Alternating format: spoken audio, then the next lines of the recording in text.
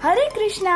राधे राधे भक्तों। मनुष्य जीवन का एक ही लक्ष्य है भगवान श्री कृष्ण की शुद्ध भक्ति करना और उनकी भक्तिमय सेवा में संग्रह रहना। इसके परिणाम स्वरूप इस जन्म मृत्यु के चक्र से सदा सदा के लिए मुक्त होकर भगवान की नित्य सेवा में सम्मिलित होना। इस महाकार्य को सरल करने के लिए हमारे शास्त्रों में एक अत्यंत सुंदर व्रत के विषय में बताया गया है, जिसका नाम है अपरा एकादशी, जो कि प्रत्येक वर्ष ज्येष्ठ मास के कृष्ण पक्ष में आती है।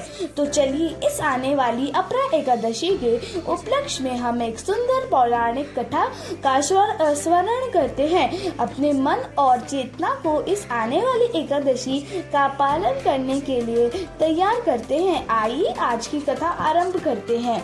एक समय की बात है, युधिष्ठिर महाराज ने भगवान श्री कृष्ण से पूछा, हे केशव, ज्येष्ठ मास के कृष्ण पक्ष में कौन सी एकादशी आती है और उसका क्या महत्व है? कृपया इस विषय में मुझे संपूर्ण मार्गदर्शन प्रदान करें। इसके उत्तर में परम गोपनीय भगवान श्री कृष्ण कहते हैं, हे राजन, ज्येष्ठ मास के कृष्ण पक्ष में आती है अपरा एकादशी। यह महापुण्य फल प्रदान करने वाली और समस्त पापों का नाश करने वाली है।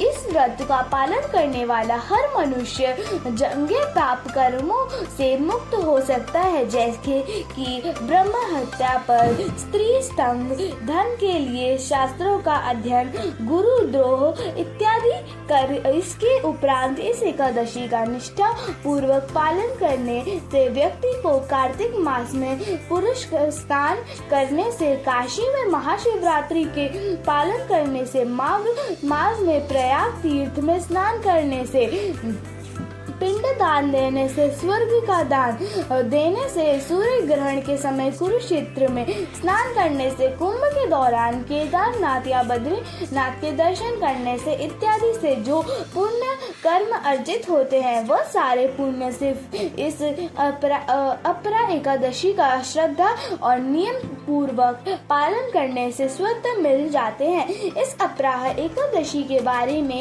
यह कहा जाता है कि इस यह व्रत बहुत ही तीक्ष्ण कुल्हाड़ी से पाप वृक्ष को तोड़ देता है। अथर्वा यह कलो की हिरण रूपी पापों को भगाने वाला यह सिंह व्रत, और इस व्रत का पालन करने से व्यक्ति के को वैकुंठ की प्राप्ति होती है।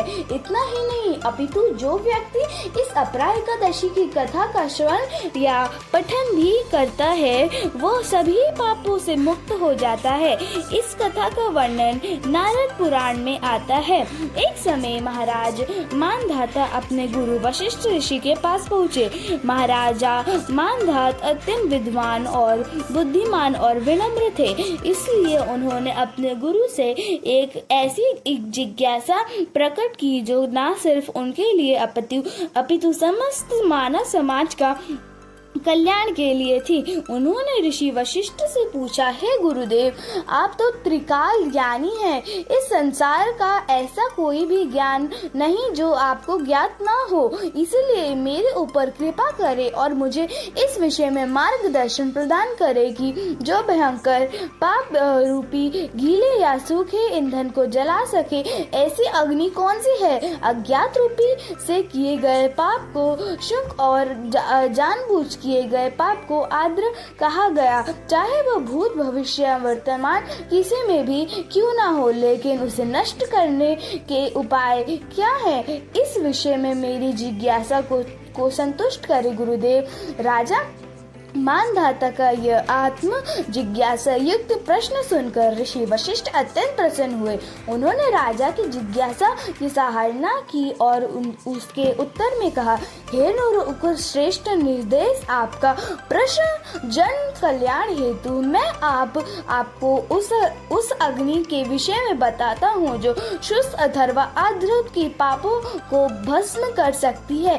ध्यान पूर्वक सुनिए। जो व्यक्ति भगवान विष्णु के दिन आने पर अर्थात एकादशी पर अपनी इंद्रियों को वश में करके भगवान मधुसूदन की पूजा कर आराधना करता है। वह अपने समस्त पापों को धोकर बहा देता है। एकादशी नामक अग्नि से पाप रूपी ईंधन अगर 100 वर्षों से भी अधिक समय में सचित हो तो भी शीघ्र ही भस्म हो जाते हैं। सहस्त्र अश्वमेध और सैकड़ों राजसु यज्ञ भी एकादशी के 16वें कला के बराबर नहीं है।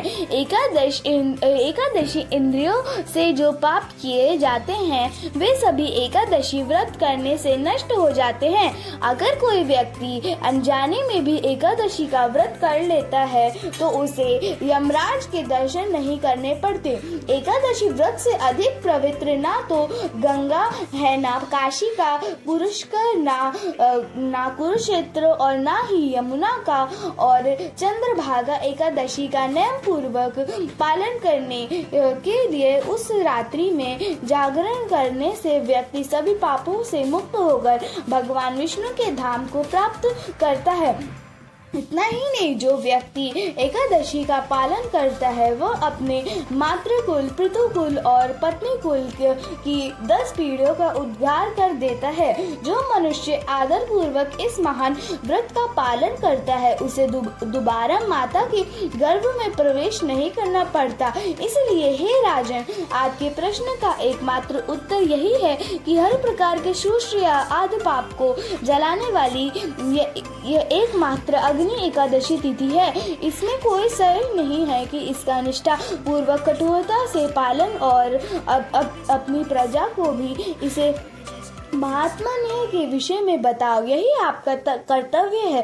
और इसी प्रकार जब राजा मांधाता ने अपने गुरु वशिष्ठ मुनि से इस एकादशी के महत्व विषय में सुना तो वे बड़े ही प्रसन्न हुए और अपने गुरु के प्रति उन्हें कृतज्ञता व्यक्त की और विनम्र भाव से उन्हें प्रणाम अर्पित किए। तत्पश्चात राजा ने अपने राज्य में वापस आ गए। अपने राज्य में आकर उन्होंने एक एकादशी महात्मा का प्रचार किया और वर्ष में आने वाले सभी एकादशी तिथियों का नियम और निष्ठा पूर्वक पालन किया। अपने संपूर्ण जीवन काल में इस महान एकादशी व्रत का पालन करने से कारण राजा मांधाता ने अपने जीवन के अंत में परम आध्यात्मिक जगत वैकुंठ लोक संपूर्ण अग्नि को अपने अंदर पी लिया। कुछ समय बाद जब ग्वाल बालों ने आँख खोली तो उन्होंने देखा कि वे सब भंडारी वन में थे। उनकी गाय उनके पास थी और वातावरण फिर से सुंदर और मनोहर हो चुका था।